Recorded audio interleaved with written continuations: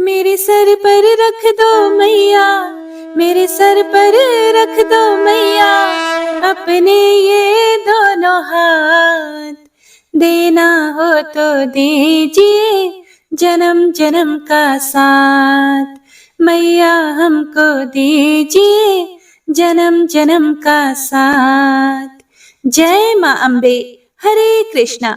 हे प्रिय भक्तों, माँ अम्बा आप सभी भक्तों की झोली खुशियों से भर दे और आपका दिन शुभ और मंगलमय हो। आज हम चैत्र मास महात्म्य के दूसरे अध्याय का श्रवण करेंगे, जिसमें देवी भागवत के महात्म्य प्रसंग में राजा सुद्युम्न के स्त्री बनने और श्रीमद देवी भागवत श्रवण के फल स्वरूप सदा के लिए पुरुष बनकर राज्य लाभ और परम पद प्राप्त करने की कथा का वर्णन किया गया है। इससे पहले के अध्याय में आपने सुना था कि किस प्रकार भगवान श्री कृष्ण जामवान से स्यमंतक मणि लेकर आए थे। अगर आपने पहले का अध्याय नहीं सुना है तो कृपया सुन लीजिएगा। तो आइए अब सुनते हैं आगे का वृतांत।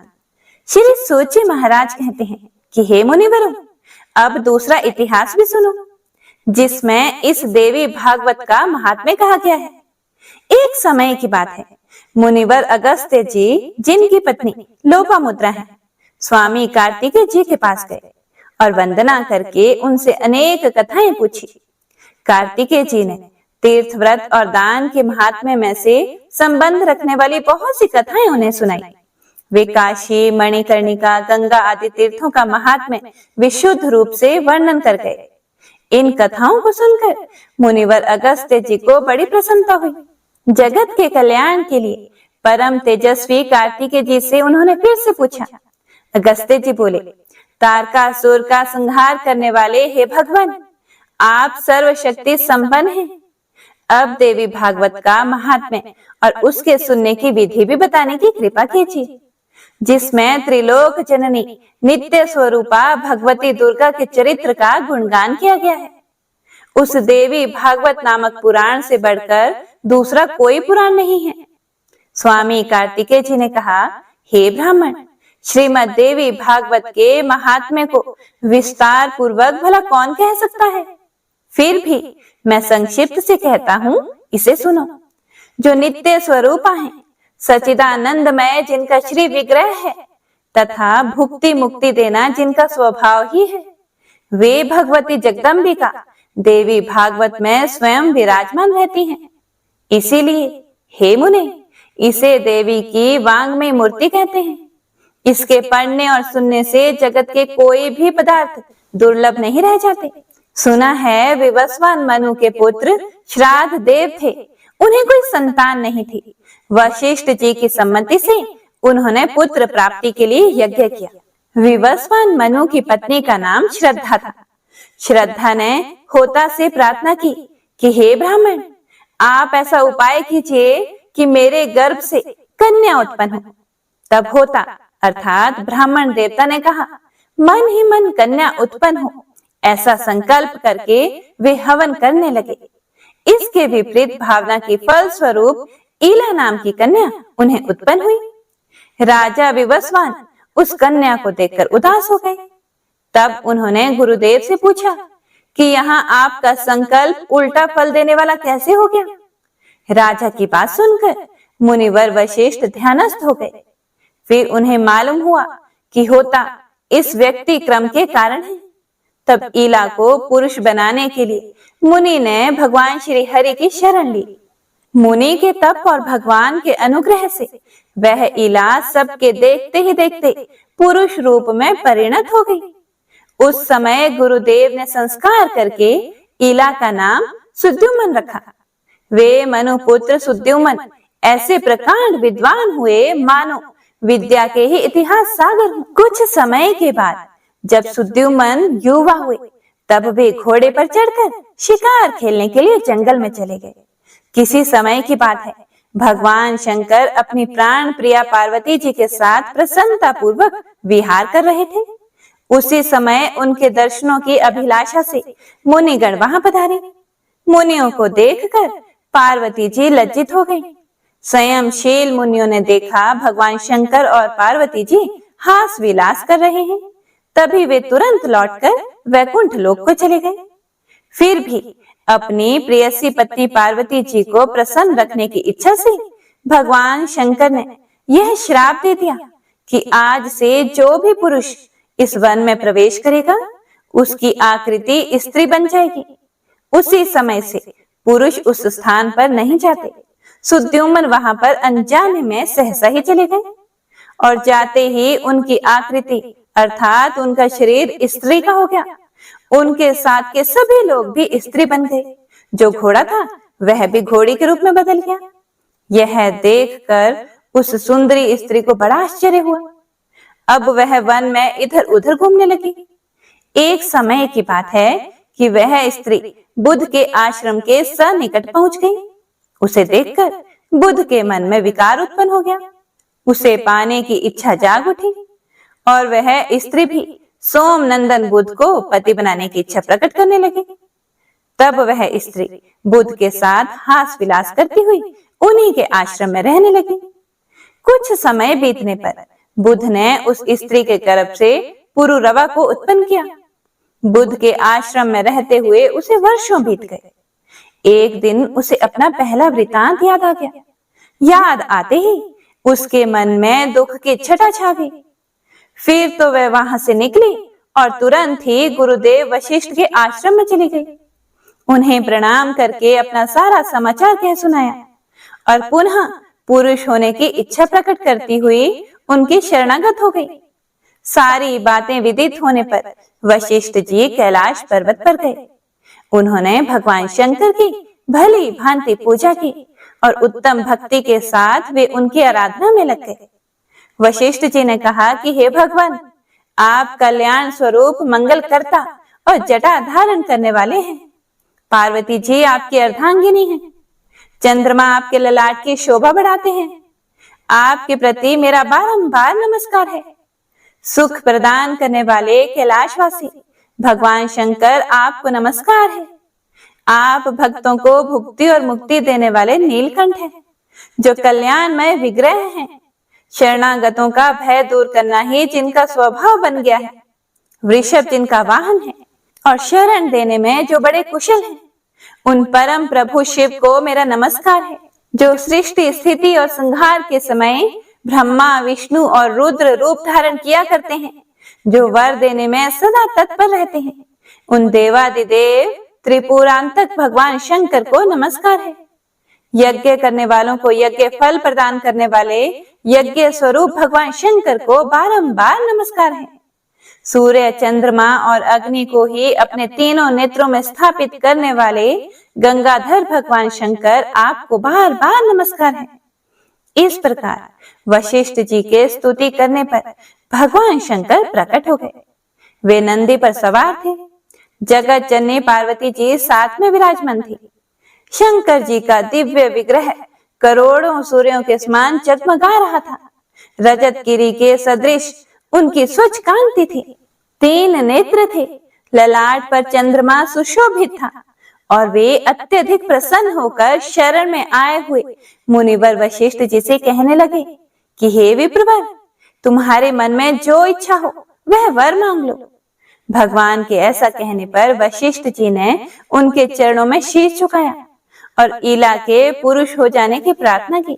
तब प्रसन्न होकर भगवान शंकर ने मुनिवर से कहा कि ये 1 महीने तक पुरुष रहेगा और 1 महीने स्त्री।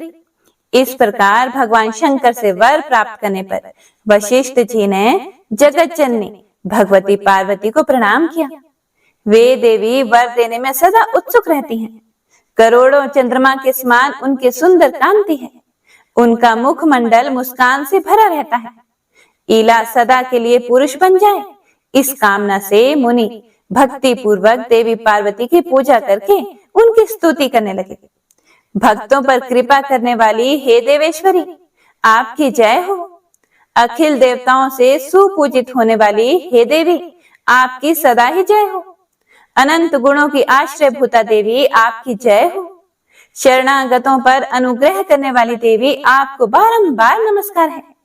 दुख दूर करने वाली और दुष्ट दैत्यों के संहारनी हे भगवती दुर्गे, आपकी जय हो। भक्ति से प्रसन्न होकर दर्शन देने वाली जगदम्बिके, आपको प्रणाम है। हे महामाया, आपके चरण कमल संसार रूपी समुद्र को पार करने के लिए नौका है। धर्म, अर्थ, काम और मोक्ष प्रदान करने वाली देवेश्वरी, आप प्रसन्न हो जाइए। देवी, कौन है जो आपकी स्तुति कर सके? मैं तो बस केवल आपको प्रणाम कर रहा हूँ। भगवती दुर्गा साक्षात नारायणी है। वशिष्ठ जी के भक्ति पूर्वक इस प्रकार स्तुति करने पर वे तुरंत ही प्रसन्न हो गई। फिर शरणागतों का दुख दूर करने वाली उन महादेवी ने मुनि से कहा, तुम सुद्युमन के घर जाकर भक्ति भाव से मेरी आराधना करो। हे द्विजवर, तुम प्रसन्नता पूर्वक 9 दिनों में सुद्युमन को श्रीमद् देवी भागवत सुनाओ। वह पुराण मुझे बहुत प्रिय है। उसको सुनते ही वह उसी क्षण पुरुष हो जाएगा। इस प्रकार कहकर भगवान शंकर और देवी पार्वती अंतर ध्यान हो गए। अब मुनिवर वशिष्ठ जी उस दिशा को प्रणाम करके अपने आश्रम में चले आए। उन्होंने सुद्युमन को बुलाया और देवी की आराधना करने की सारी बात कह सुनाई। आश्विन मास के शुक्ल पक्ष में नवरात्रि विधि का पालन करते हुए मुनि ने भगवती जगदम्बिका की पूजा की और राजा सुद्युमन को श्रीमद् देवी भागवत पुराण सुनाना आरंभ कर दिया। राजा भी वह अमृतमयी कथा भक्ति भाव से सुनने में संलग्न हो गए। कथा समाप्त होने पर उन्होंने गुरुदेव को प्रणाम करके उनकी पूजा की और फिर वे इस प्रकार सदा के लिए ही पुरुष हो गए। तब मुनिवर वशिष्ठ जी ने सुद्युमन का राज्याभिषेक किया। अभिषेक करने के साथ ही सुद्युमन प्रजाजन को प्रसन्न करते हुए भूमंडल पर राज्य करने लगे। उन्होंने तरह तरह के यज्ञ, जिसमें प्रचुर दक्षिणा दी जाती है, उन सब से देवी की पूजा की। उसके बाद पुत्रों को राज्य सौंपकर स्वयं भगवती के परम धाम को चले गए। हे विप्रवरों, मैंने विशद रूप से यह इतिहास कह सुनाया। जो मनुष्य परम अमृत रूप इस प्रसंग को पढ़ता या सुनता है या दूसरों को सुनाता है, संसार में देवी भगवती की कृपा से उसके सभी मनोरथ पूर्ण हो जाते हैं और अंत में वह भगवती के परम धाम को चले जाते हैं। राजा सुद्युमन के स्त्री बनने और श्रीमद् देवी भागवत श्रवण के फल स्वरूप सदा के लिए पुरुष बनकर राज्य लाभ और परम पद प्राप्त करने की कथा सुनने के साथ ही श्री सूत जी ने बताया कि जब इस प्रकार की अत्यंत अद्भुत कथा सुनने के बाद भी अगस्त्य जी की इच्छा शांत नहीं हुई, तब नम्रता पूर्वक उन्होंने श्री कार्तिकेय जी से कहा। उन्होंने कहा कि आप तो देव सेना के अध्यक्ष हैं। मैं आपके मुखारविंद से यह अलौकिक कथा सुन चुका हूँ। अब श्रीमद् देवी भागवत का दूसरा महात्म्य सुनाने की भी कृपा कीजिए। फिर स्कंद भगवान कहते हैं, अर्थात कार्तिकेय जी कहते हैं, मित्रा वरुण से प्रकट होने वाले मुने, अब यह कथा कहता हूँ, ध्यान पूर्वक सुनो। जिसके एक अंश में भागवत की महिमा कही गई हो, धर्म का विशद वर्णन हो और गायत्री का प्रसंग आरंभ करके उसका महत्व दर्शाया गया हो, उसे भागवत कहते हैं। भगवती जगदम्बिका से इस कथा का संबंध है, अतः इसे देवी भागवत कहते हैं।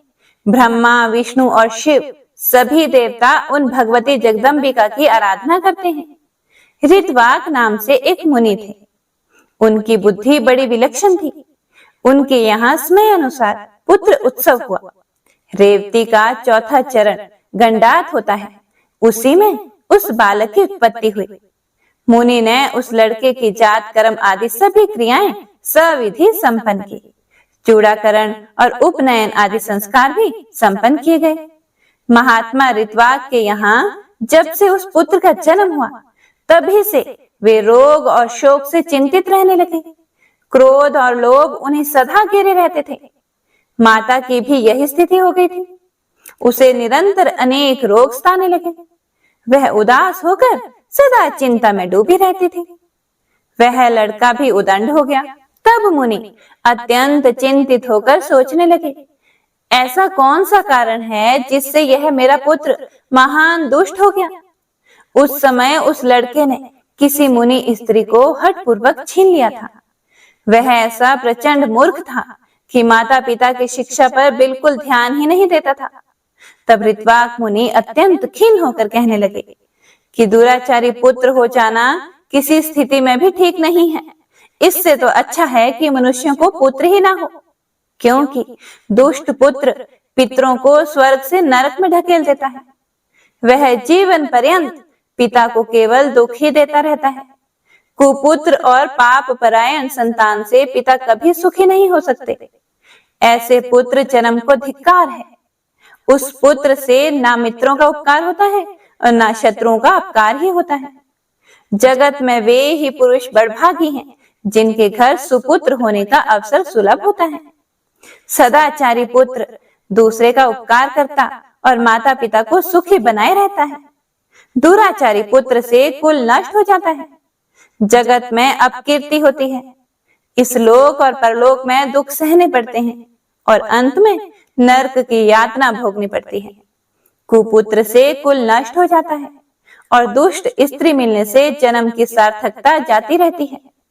स्कंद जी कहते हैं, इस प्रकार दुष्ट पुत्र के नीच व्यवहार से दुखी होकर वे गर्ग जी के पास चले गए और उनसे पूछने लगे कि हे भगवान, आप तो ज्योतिष शास्त्र के आचार्य हैं, मेरे पुत्र के दुराचारी होने का क्या कारण है? यह मैं आपसे पूछना चाहता हूँ, आप बताने की कृपा करें। मैंने गुरु की सेवा में तत्पर रहकर विधि पूर्वक वेद अध्ययन किया, ब्रह्मचार्य व्रत का पालन करके उचित रूप से विवाह की विधि संपन्न की, स्त्री के साथ रहकर सदा गृहस्थ धर्म का पालन करता रहा। हे विप्रवर, मुझे नरक का भय सदा बना रहता था, इसीलिए काम संबंधी सुख की इच्छा न करके मैंने केवल पुत्र प्राप्ति के लिए शास्त्र आज्ञा अनुसार गर्भ धारण किया। हे मुने, फिर भी माता अथवा पिता किसके दोष से मुझे यह ऐसा दुराचारी पुत्र प्राप्त हो गया? यह दुखदायी पुत्र परिवार में अशांति फैला रहा है। ऋत्वाक मुनि की यह बात सुनकर ज्योतिष शास्त्र के पारगामी मुनिवर गर्ग जी ने सभी कारणों पर विचार करके कहा, मुने, पुत्र के दुष्चरित्र होने में ना तुम कारण हो और ना माता और ना ही कुल। रेवती का अंतिम चरण गंडात होता है, वही इसका कारण है। क्योंकि हे मुनि, वही निंदित वेला तुम्हारे इस पुत्र के जन्म समय बीत रही थी, इसीलिए तुम्हें दुखी करना इसका स्वभाव बन गया है। दूसरा कोई भी कारण नहीं है। ब्राह्मण, तुम उस दुख को दूर करने के लिए जगत जननी भगवती देवी दुर्गा की आराधना करो। यत्न पूर्वक सुपूजित होने पर वे संपूर्ण विघ्न शांत कर देती हैं। गर्ग जी की बात को सुनकर ऋत्वाक मुनि क्रोध से मूर्छित हो गए। उन्होंने रेवती को शाप दिया कि वह आकाश से गिर जाए। उस समय नक्षत्र मंडल चमक रहा था, उधर सबके नेत्र लगे हुए थे। इतने में ही मुनि के शाप से रेवती आकाश से टूटकर कुमुदगिरी पर आ पड़ी। रेवती के गिरने से वह पर्वत रैवतक नाम से प्रसिद्ध हो गया। तब से उस पर्वत की शोभा और भी अधिक बढ़ गई। इस प्रकार रेवती को शाप देने के बाद मुनिवर ऋत्वाक गर्ग जी के कथन अनुसार भगवती जगदम्बिका की आराधना करके सुख और सौभाग्य से संपन्न हो गए। स्कंद जी कहते हैं, रेवती नक्षत्र का जो तेज पर्वत पर पड़ा, उससे एक कन्या उत्पन्न हो गई। जगत में अनुपम सुंदरी होकर वह दूसरी लक्ष्मी की भांति शोभा पाने लगी। रेवती के तेज से प्रकट होने वाली उस कन्या पर प्रमुच ऋषि की दृष्टि पड़ी। उसे देखकर वे प्रसन्न हो गए और उसका रेवती नाम रख दिया। महर्षि प्रमुच का आश्रम कुमुदगिरी पर्वत पर था। उस कन्या को वे अपने स्थान पर ले आए और पुत्री की भांति धर्म पूर्वक उसके पालन पोषण की व्यवस्था कर दी। जब कुछ समय के बाद वह सुंदर कन्या युवती हो गई, तब उसे देखकर कौन इसके योग्य वर होगा, ऐसा वे मुनि विचार करने लगे। बहुत अन्वेषण करने पर भी उस कन्या के अनुरूप वर पाने में उन्हें सफलता नहीं मिल सकी। तब वे अग्निशाला में जाकर अग्निदेव की उपासना करने लगे और अग्निदेव प्रसन्न हुए और कन्या के विषय में मुनि से बोले कि हे मुनि, सदा धर्म में तत्पर रहने वाले पराक्रमी, शूरवीर, प्रियभाषी तथा युद्ध में पीछे ना हटने वाले राजा दुर्दम इसके पति होंगे। अग्निदेव की यह बात सुनकर मुनि के मन में प्रसन्नता छा गई। उसी समय संयोगवश राजा दुर्दम शिकार खेलने के बहाने प्रमुच ऋषि के आश्रम पर आ गए। वे बड़े बुद्धिमान, बलवान और शक्तिशाली थे। उनके पिता का नाम विक्रमशील और माता का नाम कालिंदी था। प्रियव्रत के वंश में उनकी उत्पत्ति हुई थी। जब राजा आश्रम के भीतर गए तब उन्हें मुनि दिखाई नहीं पड़े, अतः उन्होंने उस कन्या रेवती को बुलाया और प्रिय संबोधन करके पूछने लगे कि हे प्रिय, महाभाग महर्षि आश्रम से कहाँ पधारे हैं? कल्याणी, सच सच बताओ, मैं उनके चरणों के दर्शन करना चाहता हूँ। तब कन्या कहने लगी कि महाराज, मुनिवर अभी अभी निकलकर अग्निशाला में गए हैं। कन्या की बात सुनकर राजा दुर्दम अग्निशाला के द्वार पर पहुंच गए। वे राजा की वेशभूषा में थे। नम्रता से उनका मस्तक झुका हुआ था। उन पर मुनि की दृष्टि पड़ी। तब राजा ने मुनि को प्रणाम किया और मुनि अपने शिष्य से कहने लगे, गौतम, अर्घ उपस्थित करो। ये राजा अर्घ पाने के अधिकारी हैं, क्योंकि बहुत दिनों पर इनका आगमन हुआ है और खास बात तो यह है कि यह हमारे जमाता हैं। ऐसा कहकर मुनि ने उन्हें अर्घ दिया और राजा ने उसे स्वीकार भी कर लिया। राजा दुर्दम अर्घ आदि के बाद आसन पर विराजमान थे, तो मुनि ने प्रचुर आशीर्वाद देकर उन्हें संतुष्ट किया और उनकी कुशल पूछी। कहा, हे राजन, तुम्हारी सेना, खजाना, मित्र मंडली, भृत्य वर्ग, मंत्री वर्ग, देश, नगर और स्वयं आत्मा में किसी प्रकार की अशांति तो नहीं है ना? तुम्हारी पत्नी की तो कुशल पूछनी ही नहीं है, क्योंकि वह तो मेरे यहाँ ही ठहरी है, इसीलिए मैंने उसका समाचार नहीं पूछा। हे राजन, तुम अन्य लोगों की कुशल कह सुनाओ। तब राजा कहने लगे कि भगवान, आपकी कृपा से सर्वत्र कुशल है। हे ब्राह्मण, पर मुझे यह बहुत आश्चर्य हो रहा है कि आपने मुझे जमाता कहा है, अतः मेरी कौन सी पत्नी आपके यहाँ है? तो ऋषि बोले, राजन, जो जगत में अद्वितीय सुंदरी है, वह रेवती नाम की तुम्हारी पत्नी यहाँ है। वह किस प्रकार तुम्हारी पत्नी हुई, यह रहस्य तुम नहीं जानते। तब राजा कहने लगा कि प्रभु, मेरी सुभद्रा आदि पत्नियां घर पर हैं, उन्हीं को मैं जानता हूँ। भगवान, रेवती के संबंध में तो मुझे कुछ भी नहीं पता। तो ऋषि कहने लगे, राजन, तुमने अभी जिसे प्रिय शब्द से संबोधित किया है, वही तुम्हारी प्रेयसी पत्नी है। एक क्षण भी तो नहीं हुआ तुम इसे भूल गए। तो राजा ने कहा कि मुने, आप जो कह रहे हैं वह ठीक है, मैंने वैसे ही प्रिय शब्द कहकर बुलाया, परंतु मेरी कुत्सित भावना नहीं थी। इस विषय में आप मुझ पर अप्रसन्न ना होना। तब ऋषि बोले कि हे राजन, तुम बहुत ठीक कहते हो, तुम्हारे मन में कोई बुरा विचार नहीं था, किंतु अग्निदेव की प्रेरणा से तुम्हें ऐसे शब्द का उच्चारण करना पड़ा। इस कन्या के पति कौन होंगे, यह बात अभी मैंने अग्निदेव से पूछी थी। उन्होंने कहा है, राजा दुर्दम इस कन्या के स्वामी होंगे, इसे कोई टाल नहीं सकता। इसीलिए हे राजन, मैं यह कन्या तुम्हारी सेवा में समर्पण करता हूँ, इसे स्वीकार करो। तुमने उसे प्रिय शब्द से जो संबोधित किया था, उस विषय में तो कुछ विचार ही नहीं करना चाहिए। मुनि की यह बात सुनकर राजा चुप हो गए। अब मुनि उनके विवाह की विधि संपन्न करने की व्यवस्था करने लगे। पाणी ग्रहण संस्कार करने के यत्न में संलग्न मुनि को देखकर उनसे कन्या ने कहा कि पिताजी, उचित तो यह है कि आप मेरा विवाह रेवती नक्षत्र में ही करने की कृपा करें। तो ऋषि बोले, वत्से, अनेकों वैवाहिक नक्षत्र हैं, फिर रेवती ही क्यों? उसी में क्यों विवाह करें? रेवती तो इस समय नक्षत्र मंडल में ही नहीं है।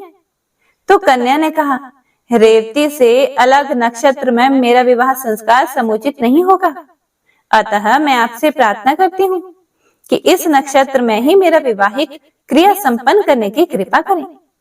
फिर ऋषि बोले, पूर्व समय की बात है, ऋत्वाक मुनि ने रेवती को नक्षत्र मंडल से नीचे गिरा दिया था अब वहां उसका स्थान है ही नहीं।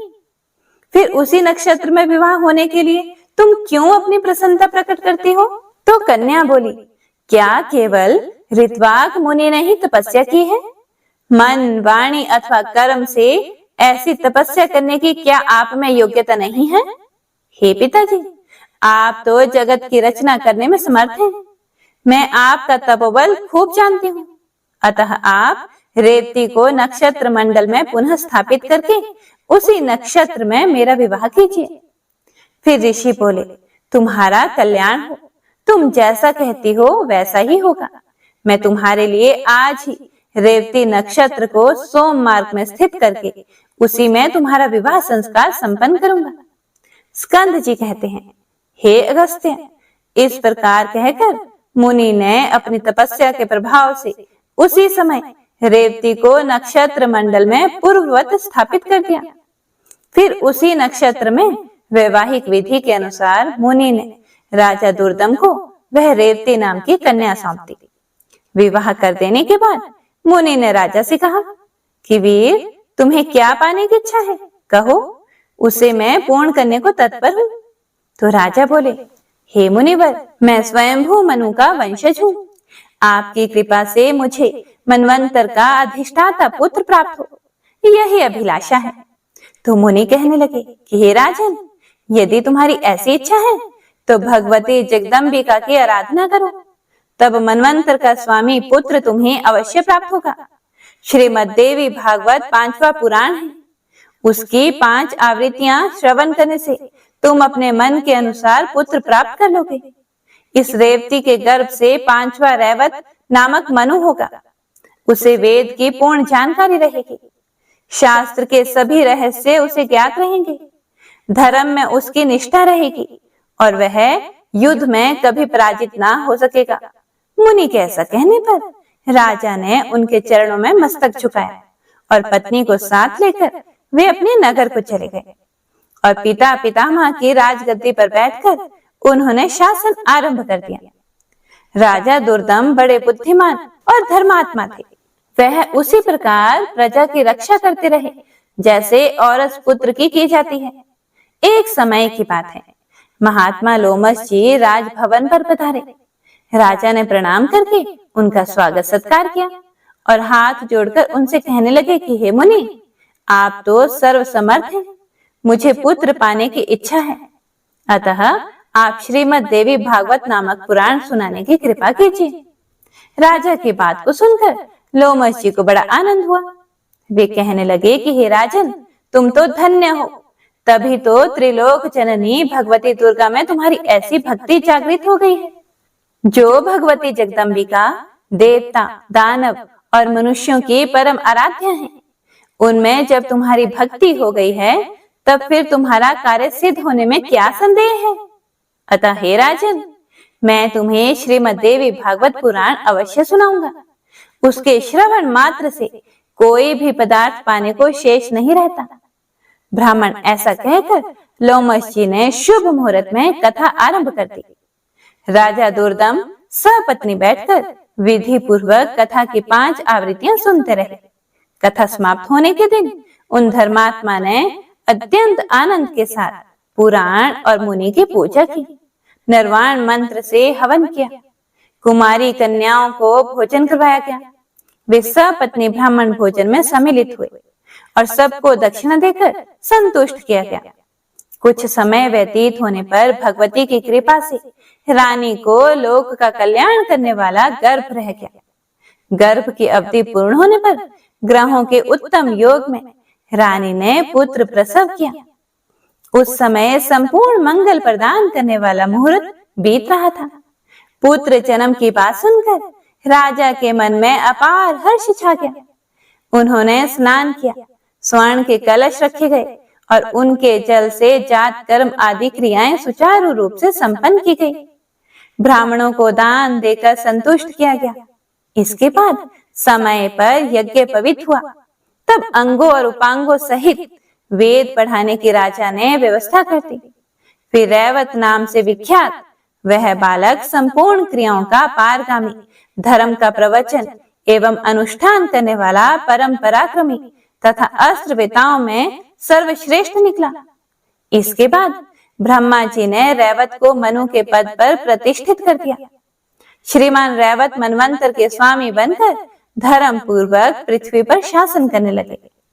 इस प्रकार मैंने भगवती जगदम्बिका के एवं पुराण के महात्म्य का संक्षेप से वर्णन कर दिया। उसे विस्तार पूर्वक कहने में तो कोई भी समर्थ नहीं हो सकता। श्री सूत जी कहते हैं, अगस्त्य जी ने श्रीमद् देवी भागवत के महात्म्य एवं विधि सुनने के बाद स्वामी कार्तिकेय जी की पूजा की और पुनः अपने आश्रम को लौट आए। ब्राह्मणों, तुम लोगों के समक्ष देवी भागवत के महात्म्य का वर्णन मैं कर चुका। भक्ति पूर्वक इसे पढ़ने और सुनने वाला पुरुष जगत में भोगों को भोग कर अंत में भव बंधन से मुक्त हो जाता है। ऋषिगण बोले, महाभाग सूत जी, अब देवी भागवत के उत्तम महात्म्य को सुन चुके, अब हम पुराण श्रवण की विधि सुनना चाहते हैं। सूत जी कहते हैं, हे मुनिगणों, विद्वान पुरुष को चाहिए कि सर्वप्रथम ज्योतिषी को बुलाकर उससे मुहूर्त पूछे। ज्येष्ठ मास से लेकर 6 महीने पुराण श्रवण के लिए उत्तम है। हस्त, अश्विनी, मूल, पुष्य रोहिणी, श्रवण एवं मृगशिरा तथा अनुराधा नक्षत्र, पुण्य तिथियां और शुभ ग्रहवार, इसमें कथा आरंभ करने से उत्तम फल प्राप्त होता है। जिस नक्षत्र में बृहस्पति हो, उससे चंद्रमा तक गिनने पर क्रमशः फल ऐसा समझना चाहिए: 4 तक धर्म प्राप्ति, फिर 4 तक लक्ष्मी प्राप्ति, इसके बाद 1 नक्षत्र कथा में सिद्धि देने वाला, फिर 5 नक्षत्र सुख कर, बाद में 6 नक्षत्र पीड़ा देने वाले, इसके बाद 4 नक्षत्र राज भय उपस्थित करने वाले, इसके बाद 3 नक्षत्र ज्ञान प्राप्ति में सहायक होते हैं। पुराण श्रवण के आरंभ में इस चक्र पर अवश्य विचार कर लेना चाहिए। यह भगवान शंकर का कथन है अथवा भगवती जगदम्बिका को प्रसन्न करने के लिए 4 नवरात्रों में इसका श्रवण करना चाहिए। इसके सिवा अन्य महीने में भी इसे सुना जा सकता है, परंतु तब भी तिथि, नक्षत्र और दिन के संबंध में विचार करना परम आवश्यक है। विवेकशील पुरुष का कर्तव्य होता है कि विवाह आदि यज्ञों में जैसी सामग्री आवश्यक होती है, वैसी ही सामग्री इस नवाह यज्ञ में भी एकत्रित करने का प्रयत्न करें। पाखंड तथा लोभ से रहित अनेकों सहायक विद्वान रहने चाहिए। भगवती जगदम्बिका में भक्ति रखने वाले 4 अन्य पुरुष कथावाचक के अतिरिक्त बैठकर पाठ करें। प्रत्येक दिशा में ऐसा समाचार भेजना चाहिए कि आप लोग यहाँ अवश्य पधारें। श्रीमद् देवी भागवत की कथा आरंभ हो रही है। सूर्य, गणेश, शिव, शक्ति अथवा विष्णु, किन्हीं भी देवताओं में भक्ति रखने वाले क्यों ना हो, वे सभी इस कथा श्रवण के अधिकारी हैं, क्योंकि सभी देवता भगवती आद्या शक्ति की उपासना तो करते ही हैं। श्रीमद् देवी भागवत की कथा अमृतमय है। इसमें अटूट प्रेम रखने वाले सज्जन इस रस को पीने की उत्कट इच्छा से यहाँ अवश्य पधारने की कृपा करें। ब्राह्मण आदि चारों वर्ण स्त्रियां, आश्रमवासी, चाहे सकाम हो या निष्काम, सभी इस कथा रूपी अमृत का पान करने के अधिकारी हैं। यदि 9 दिनों तक कथा सुनने का अवकाश ना मिले तो इस पुण्यमय यज्ञ में यथा अवसर कुछ समय के लिए तो अवश्य ही आना चाहिए। बहुत ही नम्रता के साथ जन समाज में निमंत्रण भेजना चाहिए। आए हुए सज्जनों को ठहराने के लिए समुचित स्थान का प्रबंध करें। धरती को झाड़ बुहार कर कथा का स्थान सजाएं। वहां की भूमि विस्तृत को उसे गोबर से लेप देना चाहिए और वहां सुंदर मंडप बनाएं।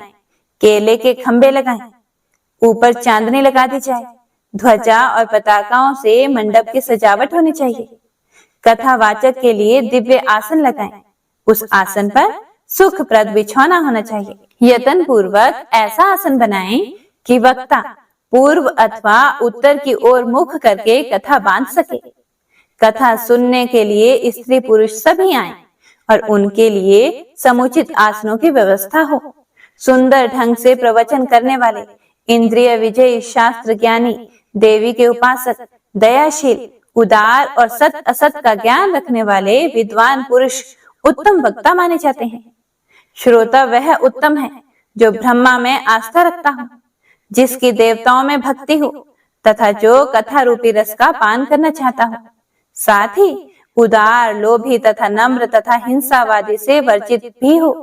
पाखंड रचने वाले लोभी, स्त्री लपंट, धर्म ध्वज, कटुभाषी और क्रोधी स्वभाव वाला वक्ता देवी यज्ञ में श्रेष्ठ नहीं माने गए हैं। श्रोताओं को समझाने में तत्पर रहने वाले एक प्रकांड विद्वान संदेह निवारण करने के लिए सहायक रूप में कथावाचक के पास बैठाए जाएं। कथा आरंभ होने के पहले ही दिन वक्ता और श्रोतागण शोर कर्म करा ले। इसके बाद नियम पालन करने में लग जाएं। शौच आदि से निवृत्त होकर अरुणोदय वेला में ही स्नान कर लें। संध्या तर्पण आदि नित्य कर्म संक्षेप से करें। श्रीमद् देवी भागवत की कथा सुनने का अधिकारी बनने के लिए गौदान करना चाहिए। श्रीमद् देवी भागवत की पुस्तक सुंदर अक्षरों से संपन्न भगवती की वांग्मय मूर्ति है। संपूर्ण उपचारों से इसकी पूजा परम आवश्यक है। कथा की निर्विघ्न समाप्ति के लिए 5 ब्राह्मणों का वर्ण करें। वे ब्राह्मण निर्वाण मंत्र का जप और दुर्गा सप्तशती का पाठ करें। प्रदक्षिणा और नमस्कार करने के बाद भगवती देवी की इस प्रकार स्तुति करनी चाहिए। हे कात्यायनी, आप महामाया एवं जगत की अधीश्वरी हैं। भवानी, आपकी मूर्ति कृपामयी है।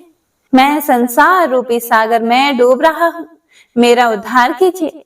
ब्रह्मा, विष्णु एवं शिव से सुपूजित होने वाली जगदम्बिके, आप मुझ पर प्रसन्न हो। देवी, मैं आपको नमस्कार करता हूँ, मुझे अभिलक्षित वर देने की कृपा करें। इस प्रकार प्रार्थना करने के बाद मन को एकाग्र करके कथा सुने। व्यास स्वरूप मानकर सम्माहित मन से कथावाचक की पूजा करें।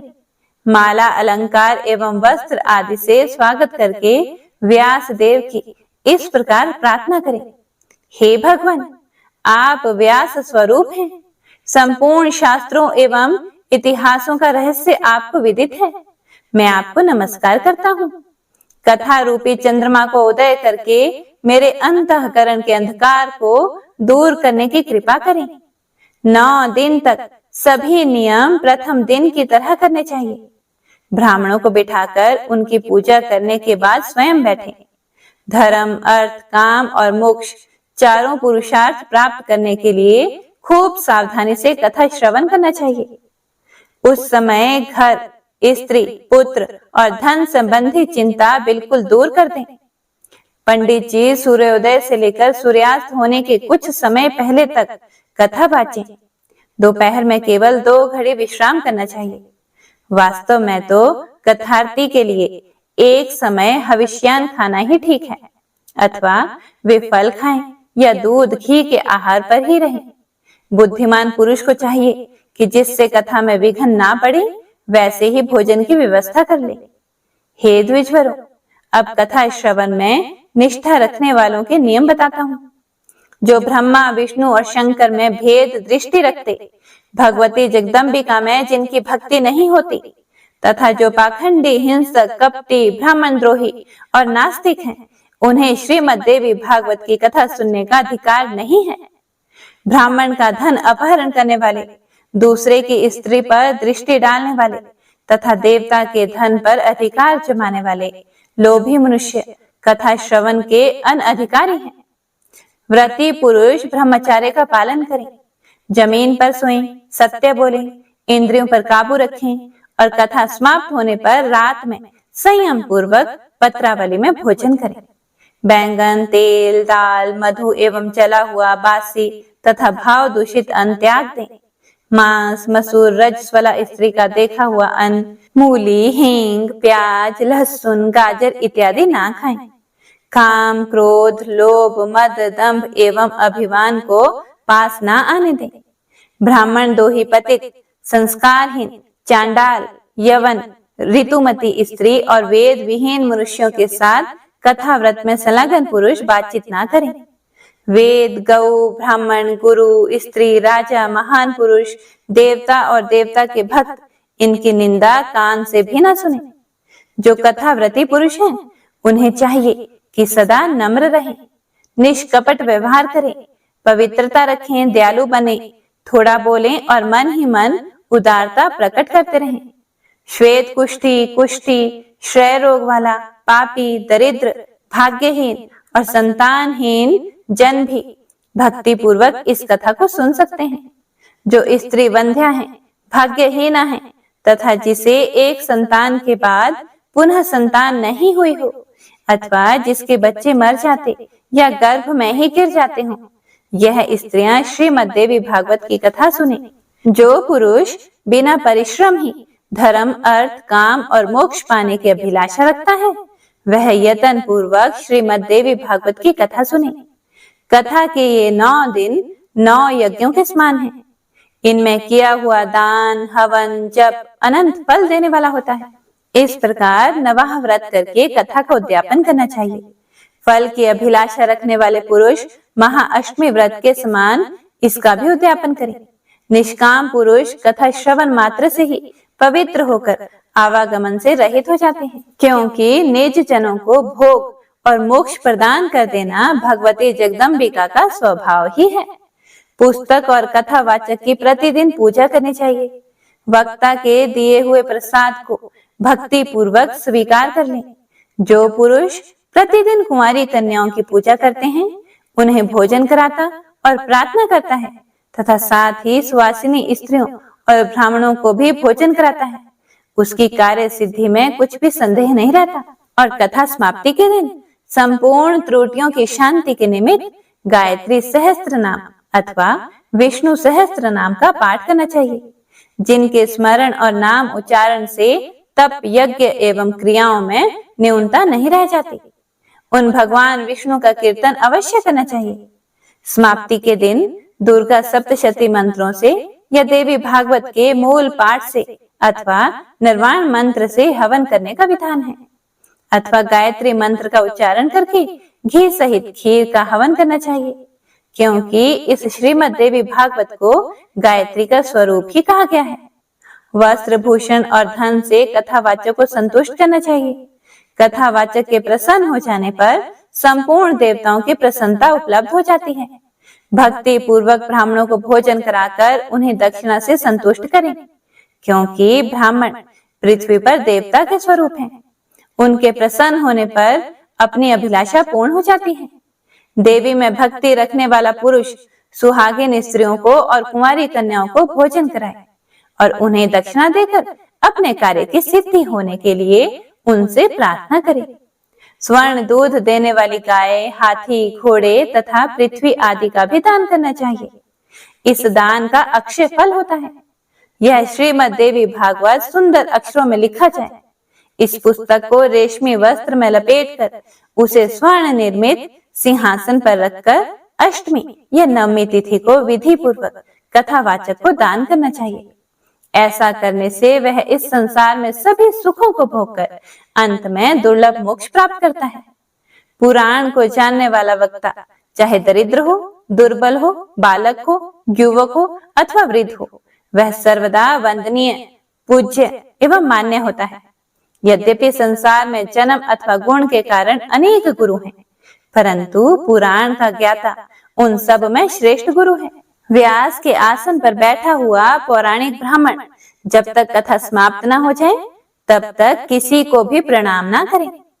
पुराण की कथा परम पवित्र है। जो इसे उपेक्षा बुद्धि से सुनते हैं उन्हें फल तो मिलता ही नहीं, उल्टे दुख और दरिद्र भोगने पड़ते हैं। पुराण के जानने वाले पुरुष को आसन, पात्र, द्रव्य, फल, वस्त्र और कंबल देने वाले बड़भागी जन भगवत धाम के अधिकारी होते हैं। जो मनुष्य पुस्तक को रेशमी वस्त्र और सुंदर सूत्र का दान करते हैं, उन पुरुषों को अनेक सुख भोगने का अवसर मिलता है। यदि कोई पुरुष जिस किसी प्रकार से भी देवी भागवत की 9 आवृत्तियां सुन चुका हो, उसके फल का कहाँ तक वर्णन किया जाए। वह तो जीवन मुक्त ही हो जाता है। राजा से शत्रुता हो जाए, हैजा आदि महामारी का प्रकोप हो, अकाल पड़ जाए अथवा राष्ट्र विप्लव हो, तो इन सब के भय की शांति के लिए यह देवी भागवत सुनना चाहिए। हे द्विजगणों, भूत प्रेत संबंधी बाधा शांत करने, शत्रु से राज्य पाने और पुत्रोत्सव होने के लिए इस देवी भागवत का श्रवण आवश्यक है। श्रीमद् देवी भागवत के आधे श्लोक अथवा आधे पाद का भी श्रवण पठन करने वाला पुरुष परम पद का अधिकारी हो जाता है। स्वयं भगवती जगदम्बिका के श्रीमुख से आधा श्लोक ही निकला। इसके बाद शिष्य परंपरा से उसी का इतना विस्तृत देवी भागवत तैयार हो गया। गायत्री से बढ़कर ना कोई धर्म है, ना तपस्या है, ना देवता है और ना भजने योग्य ही है। गायत्री शरीर की रक्षा करती है, अतः इसे गायत्री कहते हैं। वही गायत्री इस देवी भागवत में अपने रहस्यों सहित विद्यमान है। यह देवी भागवत पुराण जगदम्बिका को प्रसन्न करने का अचूक साधन है। श्रीमद् देवी भागवत परम पावन पुराण है। ब्राह्मणों का यह एकमात्र धन है। नारायण स्वरूप धर्म नंदन युधिष्ठिर ने इसी में धर्म की पर्याप्त व्याख्या की है। गायत्री का रहस्य, निवास, भूत, भगवती के मणि द्वीप का वर्णन एवं स्वयं भगवती द्वारा हिमालय से कही गई गीता का वर्णन भी इसी में है, जिनके संपूर्ण प्रभाव को महान देवता गण भी नहीं जान पाते। उन भगवती जगदम्बिका के चरणों में निरंतर प्रणाम है, जिनके चरण कमलों की धूलि के प्रभाव से ब्रह्मा जी इस जगत की सृष्टि करते, विष्णु जी पालन करते और रुद्र संहार करने में सफल होते हैं। उन भगवती जगदम्बिका के चरणों में निरंतर प्रणाम है। मणि द्वीप पर भगवती जगदम्बिका का भव्य भवन विराजमान है। यह भवन चिंतामणि आदि रत्नों से बना है। अमृत से भरे कूप और दिव्य वृक्ष भी शोभा बढ़ाते हैं। भगवान शंकर के हृदय में स्थान पाने वाली प्रसन्न भगवती जगदम्बिका वहां विराजती हैं। बड़भागी पुरुष उनका ध्यान करके भोग भोगने के बाद निश्चय ही परम पद भी पा जाते हैं। ब्रह्मा, विष्णु, शंकर एवं इंद्र आदि देवता जिनकी उपासना करते हैं, वे मणि द्वीप की अधिष्ठात्री देवी भगवती जगदम्बिका जगत का कल्याण करे। जय माता दी। आज की महात्म्य कथा यही समाप्त होती है। इससे आगे का वर्णन आप कल के अध्याय में सुनेंगे। हे प्रिय भक्तों, तो आइए अब दशा माता की दूसरे दिन की कथा सुनते हैं, जिसे सुनने से घर परिवार में सुख शांति, सुख समृद्धि आती है। एक सास बहू थी। एक दिन सुबह सुबह सास ने बहू से कहा कि जाओ आग लाकर भोजन बनाओ, मुझे बड़ी भूख लग रही है। बहू हाथ में कंडी लेकर आग लेने गांव में गई। उस दिन गांव भर में दशा माता की पूजा थी, इसीलिए किसी ने भी उसे आग नहीं दी और वह खाली हाथ घर लौट कर आ गई। जब शाम हुई तब वह पड़ोसन के पास जाकर बोली कि मेरी सास तो दशा माता का डोरा नहीं लेती, परंतु अब की बार मैं डोरा लेना चाहती हूँ, मुझे पूजन की विधि भी बता देना। दोबारा जब डोरा लेने का समय आया तो बहू ने सास को बिना बताए दशा माता का डोरा ले लिया। 9 दिन तक तो वह किसी न किसी बहाने पड़ोसन के घर जाकर कथा सुनती रही। 10वें दिन उसे चिंता सताने लगी कि अब मैं पूजा कैसे करूंगी। वह मन ही मन दशा माता का ध्यान धरकर सोचने लगी कि आज सास कहीं बाहर चली जाए तो मैं शांतिपूर्वक पूजा कर लूं। दशा माता की कृपा से सास बहू से बोली, मैं आज खेतों में जा रही हूँ, यदि मुझे आने में देर हो जाए तो तुम मेरे लिए खेत पर ही खाना लेकर आ जाना। बहू के तो मन की मुराद पूरी हो गई, वह तो यही चाहती थी। उसने सास से कहा कि आप निश्चिंत होकर जाइए, मैं घर का सारा काम भी निपटा दूंगी और आपको खाना भी लेकर आ जाऊंगी। सास के जाते ही बहू ने जल्दी से स्नान किया और दशा माता की पूजा की। इसके बाद वह पूजा की सामग्री मिट्टी के गोले में रखकर उसे सिलाने के लिए ले जाने लगी थी कि उसकी सास खेतों से वापस आ गई। सास को देखकर बहू ने जल्दी से उस गोले को मटके में छिपा दिया। उसने सोचा कि जब सही समय आएगा तो मैं गोले को दही से निकालकर विसर्जित कराऊंगी। सास ने आते ही बहू से कहा, तुम मुझे खाना देने क्यों नहीं आई? अब तक क्या कर रही थी? फिर बहू ने कहा कि आज मैंने सर के बाल धोए थे, उनके सूखने में देर लग गई, इसी कारण भोजन बनाने में भी लेट हो गई। मैं थाली लगाती हूँ, आप घूस तैयार कर भोजन कीजिए। सास का गुस्सा कुछ ठंडा हुआ। वह पैर धोकर चौके में बैठी ही थी कि उसका बेटा भी आ गया। वह भी माता के साथ भोजन करने बैठ गया। सास भोजन करके उठना ही चाहती थी कि उसका बेटा बोला, मुझे तो दही चाहिए। सास ने बहू से दही देने के लिए कहा। बहू बोली, मैं तो रसोई में हूँ, आप ही इन्हें दही दे दीजिए। सास हाथ धोकर दही लेने गई, परंतु जैसे ही उसने छाछ की मटकी उठाई तो उसमें कुछ खटखटाने की आवाज आई। उसने हाथ डालकर देखा तो उसे एक बड़ा सोने का गोला मिला। सास बड़ी हैरान हुई और उसने आश्चर्य से बहू से पूछा कि इस छाछ की मटकी में यह सोने का गोला कहां से आया? इसे तुम कहां से चुरा कर लाई हो? यहाँ क्यों छिपा कर रखा है? मैं समझ गई कि इसी वजह से तुम छाछ देने नहीं उठी। इसका भेद बताओ। फिर बहू अपनी सासू माँ से बोली कि मुझे कुछ नहीं पता माता जी, मेरी दशा माता ही जाने। मैंने आपको बताए बिना दशा माता का डोरा लिया था और उनकी पूजा की थी। आपके आ जाने के कारण मैं डोरे को विसर्जित करने नहीं जा सकी। आपके डर से मैंने इसे छाछ की मटकी में छिपा दिया था। दशा माता ने इसे सोने का बना दिया। मैं इसमें क्या कर सकती हूँ? सास ने बहू को गले लगा लिया और कहा, अब मैं भी तुम्हारे साथ डोरा लूंगी और विधिवत व्रत और पूजा किया करूंगी। हे दशा माता, जैसे आपने इन्हीं को दिया वैसे ही सब भक्तों पर कृपा करना। जय माता दी। हे प्रिय भक्तों, तो आइए अब श्री दुर्गा चालीसा सुनते हैं। नमो नमो दुर्गे सुख करनी, नमो नमो अम्बे दुख हरनी, निरंकार है ज्योति तुम्हारी, तिहु लोक फैली उजियारी। शशि ललाट मुख महाविशाला, नेत्र लाल भ्रिकुटी विकराला, रूप मातु को अधिक सुहावे, दर्श करत जन अति सुख पावे। तुम संसार शक्ति लय की ना, पालन हेतु अन्न धन देना, अन्नपूर्णा हुई जगपाला, तुम ही आदि सुंदरी बाला। प्रलय काल सब नाशन हारे, तुम गौरी शिव शंकर प्यारे। शिव योगी तुम्हारे गुण गावे, ब्रह्मा विष्णु तुम्हें नित ध्यावे। रूप सरस्वती को तुम धारा, दे सुबुद्धि ऋषि मुनि नुबारा। धर्यो रूप नरसिंह को अम्बा, प्रगट भई फाड़ कर खंबा। रक्षा करी प्रहलाद बचायो, हिरण्याक्ष को स्वर्ग पठायो। लक्ष्मी रूप धरो जग माही, श्री नारायण अंग समाही। शेर सिंधु में करत विलासा, दया सिंधु दीजे मन आसा। हिंगलाज में तुम्ही भवानी, महिमा अमित ना जात बखानी। मातंगी अरुधुमवती माता, भुवनेश्वरी बगला सुखदाता। श्री भैरव तारा जगतारिणी, छिन्न भाल भव दुख निवारिणी। केहरे वाहन सोह भवानी, लांगुर वीर चलत अगवानी। कर में खप्पर खड़ग विराजे, जाको देख काल डर भाजे। सोहे अस्त्र और त्रिशूला, जाते उठत शत्रु ही शूला। नगर कोट में तुम्ही विराजत, तीहु लोक में डंका बाजत। शुंभ निशुंभ दानव तुम मारे, रक्त बीज शंखन संहारे। महिषासुर नृपति अभिमानी, जेहि अघभार मही अकुलानी।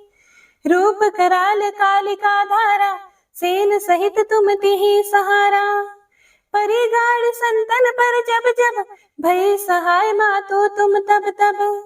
अमरपुरी अरु बासवलोका, तब महिमा सब कहे अशोका।